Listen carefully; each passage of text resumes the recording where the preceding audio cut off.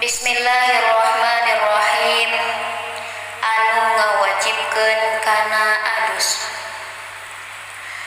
Ari adus eta teh aya sababna, anu jumlahna teh genep sadayana. Kahijina ngasupkeun hulu hasyapa kana parjina sanajan satengah. Nyakitu mun hasyapana dibungkus eta tetep ngawajibkeun kana adus. Kaduana kaluar cai manina rek dihaja atawa henteu dihaja.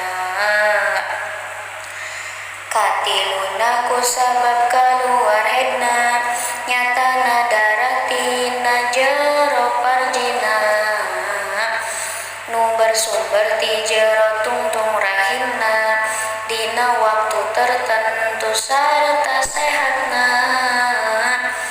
Kaopatna kaluar darah nipasna nyatana darah tina jero rahimna dina sabada ngalahirkeun orokna nu kitu tea darah nipas ngaranna.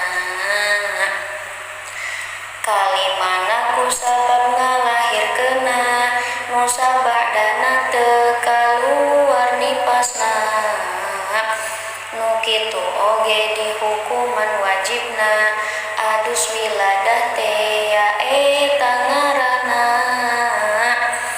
Kagenepna kusabab datang mautna nu tangtu diadusan kunuliyana tasakitu sabab adus sadayana anu genep tea jumlah sadayana.